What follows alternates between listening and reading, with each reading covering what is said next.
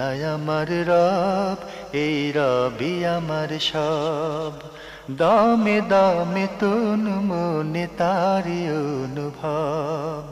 তোমার দুনিয়াতে আমি যেদিকে তাকাই, অথই নিয়ামতে ডুবে আছি সবাই।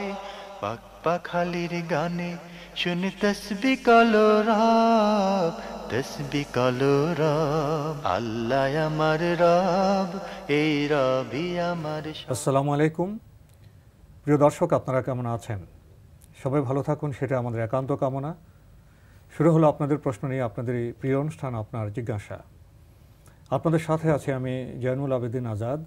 আজকেও আপনাদের প্রশ্নের জিজ্ঞাসার জবাব দিচ্ছেন বিশিষ্ট আলেম ডক্টর মোহাম্মদ সাইফুল্লাহ। আসসালামু আলাইকুম ওরহমতুল্লাহি ওয়া বারাকাতুহু। প্রিয় দর্শক, চলুন তাহলে জিজ্ঞাসার জগতে। শুরুতে একটি চিঠি, এটি পাঠিয়েছেন সৈয়দা শেফালি যশোর থেকে। আগের চিঠি আপনার আরও কিছু প্রশ্ন রয়ে গিয়েছিল। আপনি লিখেছেন, আমার হাজব্যান্ডের অল্প কিছু মাঠের জমি আছে, সেটা বছর চুক্তিতে কৃষকদের দেওয়া আছে 10,000 টাকায়। এটা কি ঠিক আছে এভাবে দেয়া? আর এর অসর জাকাত কিভাবে নির্ধারণ করব?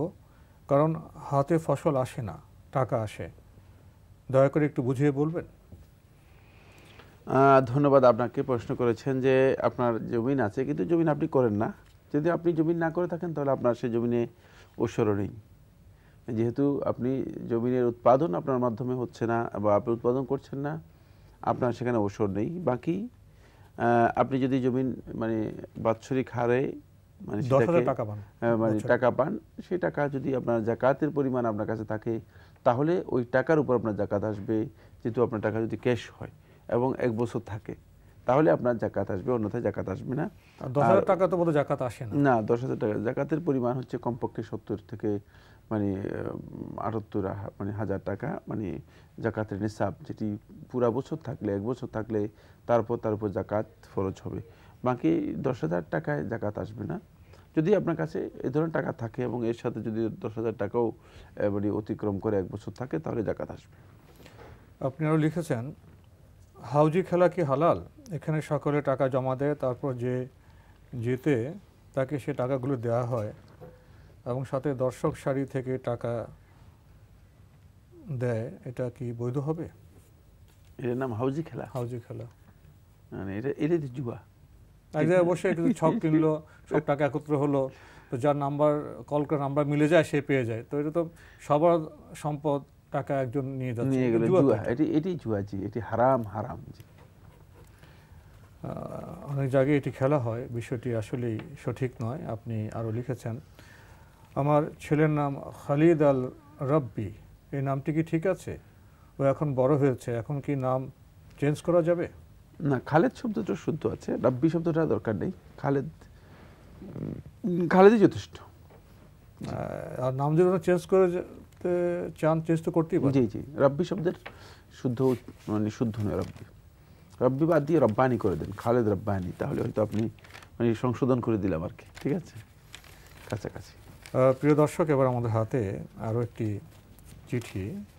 এটি পাঠিয়েছেন মোহাম্মদ হাসান, দরগা গেট, সিলেট থেকে। আগের চিঠি আপনার আরও প্রশ্ন রয়ে গিয়েছিল। আপনি লিখেছেন, সাহু সিজদা সম্পর্কে আমরা এতদিন জেনে এসেছি, নামাজে কোনো ওয়াজিব ছুটে গেলে শেষ বৈঠকে শুধু আত্তাহিয়াতু পরে কেবলমাত্র ডান দিকে সালাম ফিরিয়ে পুনরায় দুটো সিজদা করে বৈঠক করে সম্পূর্ণ তাসাউদ পরে উভয় দিকে সালাম ফিরিয়ে নামাজ শেষ করতে হয়। এখন আপনার জিজ্ঞাসা অনুষ্ঠানের মাধ্যমে জানতে পারলাম, নামাজে ভুল করে কোনো ওয়াজিব ছুটে গেলে শেষ বৈঠকে শুধু ডান দিকে নয়, উভয় দিকে সালাম ফিরিয়ে সিজদা শুরু করার পর বৈঠক করে নামাজ শেষ করার আগে আবারও দুদিকে ডানে এবং বামে সালাম ফেরাতে হবে। আবার পুরো বা অর্ধেক তাশাহুদ না পড়ে নামাজ শেষ করতে হবে। এ বিষয়ে কি একটু বিস্তারিত জানাবেন? ধন্যবাদ আপনাকে। আপনি বলেছেন, আপনি জেনেছেন, ঠিকই বলেছেন, ঠিক যেভাবে বলেছেন সেভাবেই জেনেছেন, সঠিক। সেটি হলো সালাম ফিরাবেন আপনি দুই দিকেই, তাশাহুদ শেষ করার পর সালাম ফিরাবেন, তারপরে দুটি সিজদা দিবেন, তারপর আপনি ডানে এবং বামে আবার সালাম ফিরাবেন। সেখানে আর কোনো ধরনের দুরুদ, দোয়া মাসুরা, তাশাহুদ কিছুই পড়তে হবে না। এটাই সুন্নাত তরিকা, যদি সালামের পরে কেউ সিজদায়ে সাহু দিতে চান। আর যদি কেউ সালামের আগে সেজদা সহু দেন তাহলে তিনি তাশাহুদ শেষ করার পর, তাশাহুদ বলতে তাশাহুদ মানে দরুদ দোয়া মাসুরা যা আছে, মানে আমাদের দেশে তাশাহুদ লোকেরা বুঝে না, ফলে মানে সব কিছু ভিন্ন ভিন্ন করে বলে দিতে হয়। তাশাহুদ দরুদ দোয়া মাসুরা সহ আর যত দোয়া আছে সব শেষ করার পরে দুটি সিজদা দিবেন, তারপরে ডানে এবং বামে সালাম ফিরাবেন। এটাও সুন্নাহ দ্বারা সাব্যস্ত হয়েছে, দুটোই জায়েজ। আপনি সবশেষে লিখেছেন, সিলেটের কোনো মেয়ে বিয়ের পর যদি ঢাকায় তার শ্বশুরের বাসায় বসবাস করে এবং মাঝে মধ্যে 15 দিন বা এর কম সময়ের জন্য সিলেটে তার পিতার বাসায় এসে থাকে, তাহলে কি সে কি তখন 15 দিন বা এর কম সময়ে কসর নামাজ পড়বে, নাকি পুরো নামাজই তাকে পড়তে হবে? এখানে কেউ বলছেন কসর, আবার কেউ বলছেন না কসর নয়, তাকে পুরো নামাজই পড়তে হবে। এ বিষয়ে বিস্তারিত জানালে উপকৃত হব। বিস্তারিত কিছু নেই, কেউ বলেছেন আন্দাজের উপর কসর করবে, আর আসলে কসর করবে না। সে তো তার বাড়িতে গিয়েছে, সব কিছু তার সেখানে আছে, বাবা আছে, আত্মীয় স্বজন আছে, তার মানে নিজের বাড়িতে গিয়েছে, সুতরাং সেখানে তার কসর করার প্রশ্নই আসে না। সে সেখানে মুসাফির নয়, সেখানে একামতের নিয়ত করা তার উপর মানে উত্তম, তিনি একামতের নিয়ত করবেন। কিন্তু যদি সে এমন হয় যে সে গিয়েছে একদিন থাকবে চলে আসবে, সে চায় না যে মানে এখানে মানে থাকার জন্য বা থাকার কোনো ইচ্ছা নেই, সেক্ষেত্রে তার জন্য একামতের নিয়ত না করাও জায়েজ আছে। সেটা হলে মানে যদি দেখে যে না আমি এখানে থাকবো না, হয়তো অন্য জায়গায় যাবো, আরেক জায়গায় যাবো, আরেক জায়গায় থাকবো, অথবা এরপর চলে যাব, মানে এ ধরনের একটা অবস্থার মধ্যে থাকে, তখন তার জন্য একামতের নিয়ত না করাও জায়েজ আছে। কিন্তু যখনই ঘরে আসবে তখন সে মানে পরিবারের কাছে এসেছে এবং থাকবে পরিবারের কাছে এসেছে, সুতরাং সেক্ষেত্রে তাকে একামতের নিয়ত করা তার জন্য মানে উত্তম, এবং এটাই হচ্ছে মূলত বিধান সুন্নাহ। সেখানে তিনি তখন কসর করবেন না। জি প্রিয় দর্শক, এবার আমাদের হাতে একটি ইমেল, এটি পাঠিয়েছেন রশিদা ঐশী। লিখেছেন, আমি জানতে চাচ্ছি একটা দোয়া সম্পর্কে, দয়া করে আমাকে সেই হাদিস কি বলে সেটা জানালে কৃতজ্ঞ থাকব। দোয়াটা হলো, হাসবানুল্লাহ ওয়া নি'মাল ওয়াকিল নি'মাল মাওলা ওয়া নি'মান নাসির। একজন বলেছেন, প্রথমে এই দোয়া পাঠের আগে দরুদ ইব্রাহিম 11 বার, তারপরে এই পবিত্র দোয়া 133 বার, শেষ করে 11 বার দরুদ ইব্রাহিম দিয়ে পড়লে আল্লাহর কাছে কোনো ফরিয়াদ করলে সেটা পূর্ণ হয়। এটা সেই হাদিস অনুযায়ী ঠিক কি না জানালে উপকৃত হব। না, এ ধরনের কোনো সহিহ হাদিস সাব্যস্ত হয়নি, তবে হাসবুনাল্লাহ ওয়া নি'মাল ওয়াকিল এটি সাব্যস্ত হয়েছে, এবং এটি খুব গুরুত্বপূর্ণ দোয়া। আল্লাহ রাব্বুল আলামিন বিপদ আপদে নবীদেরকে যে দোয়া শিক্ষা দিয়েছেন তার মধ্যে এটা একটি। মুসা আলাইহিস সালাম যখন ফেরাউন বাহিনীর মাধ্যমে দাওয়া করলেন, শেষ পর্যন্ত যখন মুসা আলাইহিস সালাম লোহিত সাগরের মুখোমুখি হয়ে গেলেন, তখন মুসা দেখলো যে পেছনে ফেরাউন বাহিনী, সামনে বিশাল সাগর, উভয় সংকট। ওয়া ইন্না লা মুদরাকুন। মুসার বাহিনীরা বলল যে মুসা অবস্থা কি হবে, আমরা তো এখনই শেষ, ধরা পড়ে গেলাম, বিপদগ্রস্ত। তখন মুসা বললেন, হাসবুনাল্লাহ ওয়া নি'মাল ওয়াকিল, যে আল্লাহ তাআলাই আমার জন্য যথেষ্ট, আমাদের জন্য আল্লাহই যথেষ্ট, তিনি তো সবচেয়ে উত্তম অভিভাবক। আল্লাহ রাব্বুল আলামিন অভিভাবকত্বের কথা ঘোষণা করলেন যখন, তখন আল্লাহ রাব্বুল আলামিন রাস্তা বের করে দিলেন। কোন সন্দেহ নেই, বিপদ আপদে যদি কোনো ব্যক্তি সত্যিকার নিজের সে আন্তরিকতা, নিজের সে ইখলাস দিয়ে যদি কোনো বান্দা আল্লাহ রাব্বুল আলামিনের কাছে এই কথা বলেন যে হাসবুনাল্লাহ, আল্লাহ আমার জন্য যথেষ্ট, এবং ওয়া নি'মাল ওয়াকিল, তিনি সবচেয়ে উত্তম অভিভাবক, তাহলে অবশ্যই আল্লাহ সুবহানাহু ওয়া তাআলা পথ করে দেবেন। যেমন দ্বিতীয় উদাহরণ হচ্ছে, ইব্রাহিম যখন ফেলে দেওয়া হলো অগ্নির মধ্যে, তখন বললেন এই কথা। যখন অগ্নির মধ্যে ইব্রাহিমকে ফেলে দেওয়া হলো, এখন ইব্রাহিম তো জানে এটা অগ্নি, অবস্থা খুবই ভয়াবহ, বললেন যে হাসবুনাল্লাহ ওয়া নি'মাল ওয়াকিল। যখন আল্লাহ রাব্বুল আলামিনকে যথেষ্ট মনে করলেন, আল্লাহ রাব্বুল আলামিন বললেন ওয়াকুলনা ইয়া নারু কুনি বারদান ওয়া সালামান আলা ইব্রাহিম, তখন আমরা নির্দেশ দিলাম আগুনকে, কুনি বারদান, ঠান্ডা হয়ে যাও এবং নিরাপদ হয়ে যাও ইব্রাহিমের জন্য। এটি আল্লাহ রাব্বুল আলামিনের পক্ষ থেকে নির্দেশ এসে গিয়েছে। তাই এটি আল্লাহ সুবহানাহু ওয়া তাআলা যুগে যুগে নবী এবং রাসূলদেরকে শিক্ষা দিয়েছেন। এটি বিপদের জন্য খুব ইম্পর্টেন্ট, ঠিকই বলেছেন। বাকি আপনি যেই পদ্ধতির কথা উল্লেখ করেছেন 11 বার দরুদ শরীফ, 11 বার এই পদ্ধতি পালনের প্রয়োজন এটি সুন্নাহ দ্বারা সাব্যস্ত হয়নি, সুন্নাহর কোথাও আসেনি। এমনি ওই দোয়াটা পরে আল্লাহ কাছে চাইতে পারেন। এবার আমাদের হাতে একটি ইমেল, এটি পাঠিয়েছেন সাজ্জাদুল্লাহ কানাডা থেকে। লিখেছেন, what is your opinion about praying in public places under unfavourable situation in western countries? আমার মনে হচ্ছে এটি মানে যেটা আপনি বলেছেন, যদি কোনো কারণে সেটি নাজায়েজ, মানে সেখানে কোনো ধরনের তাহারাতের পরিপন্থী অপবিত্র কোনো কিছু না থাকে, তাহলে সালাত আদায় করতে ইসলামী শরিয়া অনুযায়ী কোনো নিষেধাজ্ঞা নেই। যেহেতু রাসূলুল্লাহ সাল্লাল্লাহু আলাইহি ওয়াসাল্লাম সহিহ মুসলিম হাদিসের মধ্যে বলেছেন, ওয়াজুইলাত লিয়াল আরদু মসজিদা, যে গোটা পৃথিবীটাকে আমার জন্য মসজিদে পরিণত করে দেওয়া হয়েছে। সুতরাং মসজিদে পরিণত করে দেওয়ার অর্থ কি? সমস্ত ওলামায়ে কেরামের ঐক্যমতে যে পৃথিবীর যত ভূখণ্ড আছে প্রত্যেক জায়গাতেই সালাত আদায় করা জায়েজ, নাজায়েজ নয় যদি সেটা তাহের হয়, পবিত্র হয়। সেখানে যদি বাহ্যিকভাবে কোনো ধরনের নাজাসাত, নাপাক বস্তু দেখা না যায়, তাহলে আপনি সেখানে সালাত আদায় করতে কোনো নিষেধাজ্ঞা নেই, আপনার সালাতও হয়ে যাবে ইনশাআল্লাহ তাআলা। তিনি যে আরেকটি জিনিস এনেছেন যে আনফেভারেবল সিচুয়েশন, আশপাশে দেখা যায় অর্ধনগ্ন মেয়েরা হাঁটাহাঁটি করতেছে বা সেখানে নামাজের প্রতি সম্মান প্রদর্শন করা হচ্ছে না, হইচই হচ্ছে, এই অবস্থায় কি করবেন? কিছু করার নাই, যদি সালাত আদায় করার কোনো উপায় না থাকে অবশ্যই উপায় না থাকে চেষ্টা করবেন এই পরিবেশ থেকে বাইরে যাওয়ার। তা তো অবশ্যই, তিনি তো সালাত আদায় করবেন, তো সালাত মসজিদে গিয়ে আদায় করবেন, কিন্তু এটা তো আমরা বলতেছি অবস্থা বিশেষ অবস্থা আমরা বলছি। জি, সেখানে যদি আপনার ফেভারেবল নাও হয় তাহলে কোনো অসুবিধা নেই, আপনি সালাত আদায় করতে হবে, যেহেতু আপনি আল্লাহর বান্দা, সালাত আপনার উপর ফরজ, অবশ্যই আপনাকে আদায় করতে হবে। প্রিয় দর্শক, এবার আমাদের হাতে আরও একটি ইমেল, যিনি পাঠিয়েছেন নাম প্রকাশে অনিচ্ছুক। লিখেছেন, I wanted to hear about Islam's views on gay people. I know that it is in fact haram to be gay, but just wanted to hear a bit about it as it is a big thing now. আজকে যত AIDS সহ যত প্রকারের মানুষের মানে দুর্ভোগের কারণ, মানে ভোগান্তি এবং ভয়ঙ্কর ধরনের জটিল জটিল রোগ আছে, সবগুলোই তো মূলত এগুলোর মাধ্যমেই আজকে বিস্তার করছে, মানব সমাজের মধ্যে প্রসার লাভ করছে। তাই এটি কোনো সন্দেহ নেই, এটি যে হারাম কাজ এবং মানুষ ক্ষতিগ্রস্ত হচ্ছে, নৈতিকভাবে অবক্ষয় মানুষের চলে আসছে। আর মূলত এই যে মানুষের একটা মানে চাহিদা, যেটা মানে শারীরিক যে চাহিদা আছে, এটা মূলত মানে এর পদ্ধতি ইসলাম যেটা দিয়েছে, সেখানে কিয়ামত পর্যন্ত আগত মানব সভ্যতার একটা উৎকর্ষ সাধনের দিক রয়েছে। কিন্তু এর মাধ্যমে তো মানব সভ্যতাকে আপনি সম্পূর্ণ বিপন্ন করে দিলেন, মানব সভ্যতা সবচেয়ে বেশি ক্ষতিগ্রস্ত হয়ে যাবে। কিন্তু এখানে এই বিষয়গুলো মানুষদেরকে বোঝানোর বিষয় দায়িত্ব আছে, সমাজের দায়িত্ব আছে, রাষ্ট্রের দায়িত্ব আছে।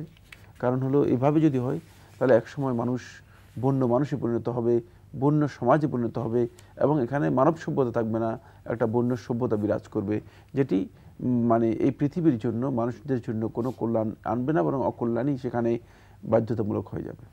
বিষয়টা তো আপনার ধর্মীয় দিক থেকে নিষিদ্ধ এবং চিকিৎসা বিজ্ঞানের দিক থেকেও এটা ক্ষতিকর বলে বলা হয়েছে। এরপরেও আমরা সে পথে, ক্ষতির পথে আমরা কেন যাব, এমন প্রশ্ন তো করাই যায়। এবার আমাদের হাতে আরও একটি ইমেল, এটি পাঠিয়েছেন ময়মনসিংহ থেকে আল নূর তারেক। লিখেছেন, আমি আপনাদের অনুষ্ঠান প্রতিদিন দেখি, খুব ভালো লাগে। ডক্টর সাইফুল্লাহকে অসংখ্য ধন্যবাদ, তিনি চমৎকারভাবে কোরআন ও হাদিস থেকে দলিল সহ উত্তর দিয়ে থাকেন। তো অনুষ্ঠানের সময় আরও 10 মিনিট বাড়ালে সকলে উপকৃত হতাম। আপনার ধন্যবাদ তো পৌঁছে দিলাম, আর অনুষ্ঠানের সময় বাড়াবার কথা আপনি লিখেছেন, এটা অনেকেই লিখে থাকেন। এখন কর্তৃপক্ষকে তো অনেক অনুষ্ঠান করতে হয়, সময়কে বন্টন করতে হয়। আপনাদের যে দৃষ্টি আকর্ষণ সেটা তো কর্তৃপক্ষ জানলেন, তারা তো ইনশাল্লাহ সুযোগ হলে হয়তো চেষ্টা করবেন। এবার আমাদের হাতে একটি ইমেল, এটি পাঠিয়েছেন রাবিয়া খাতুন কুয়েত থেকে। লিখেছেন, I always watch this show and get answers to most of my questions. I recently liked this show very much. A few days ago, my brother's daughter died due to severe burn. She was just 2 years old. Now we have heard that small children have no sins. Then why did she die with so much pain?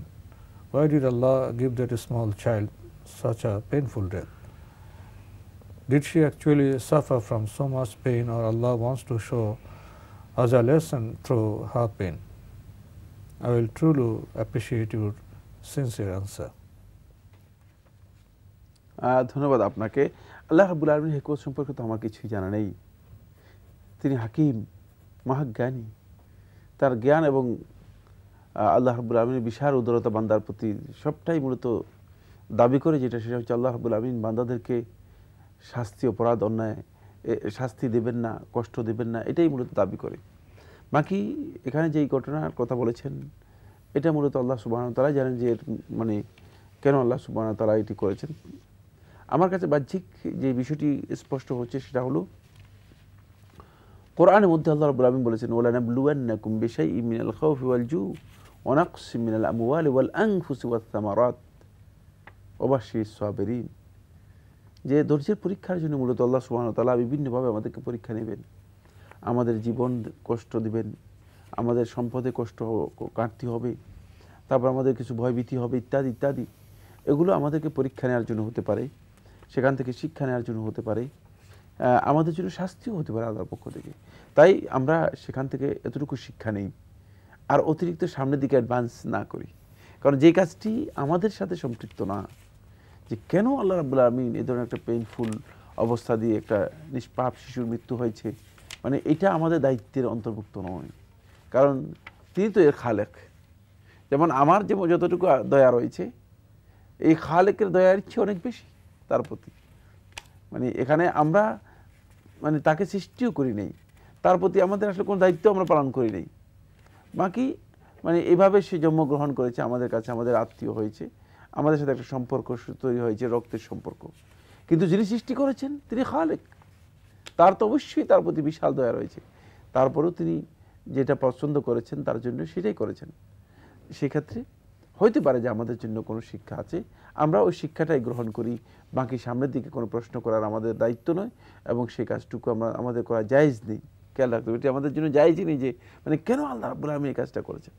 আল্লাহ রাব্বুল আলামিনের কাজ সম্পর্কে কেউ প্রশ্ন করার অধিকারী নন, কেউ প্রশ্ন করার অধিকার রাখেন না। আল্লাহ রাব্বুল আলামিন স্পষ্ট বলেছেন যে তাকে জিজ্ঞেস করা হবে না, ওয়া হুম ইউসআলুন, তাদেরকে জিজ্ঞেস করা হবে।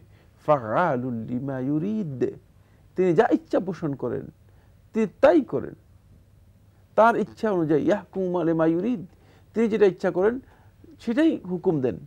সুতরাং আল্লাহ রাব্বুল আলামিনের কাছে এই প্রশ্ন করার কোনো সুযোগ নেই, বরং আমরাই প্রশ্নের যে আমাদের অন্যায়ের জন্য, আমাদের জুলমের জন্য, আমাদের খারাপ কাজের জন্য, আমাদের ত্রুটি বিচ্ছুতির জন্য অবশ্যই আল্লাহ রাব্বুল আলামিনের কাছে আমরা প্রশ্নের মুখোমুখি হব, এবং সেই জন্য আমাদেরকে প্রস্তুতি নিতে হবে।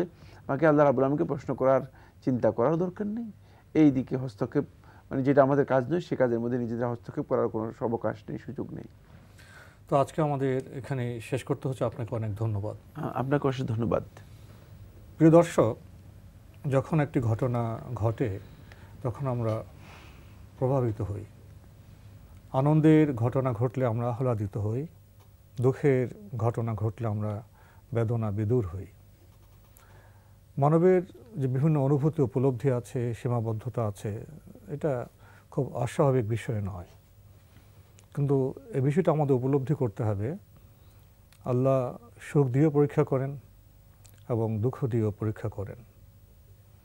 সুখের সময়ে অহংকারী না হয়ে আমাদের শকর করতে হবে, আর দুঃখের সময় হতাশ না হয়ে আমাদের সবর করতে হবে।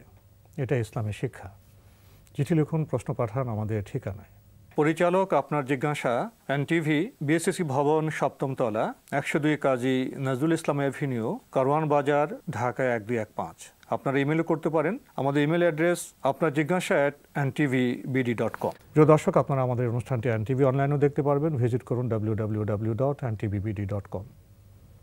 দর্শক, আপনারা সবাই নিরাপদে থাকুন, থাকুন শান্তিতে। আসসালামু আলাইকুম।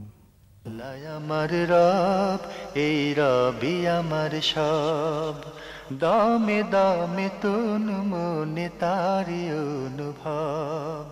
তোমার দুনিয়াতে আমি যেদিকে তাকাই, অথই নিয়ামতে ডুবে আছি সবাই। পাক পাখালির গানে শুনি তসবি কলরা।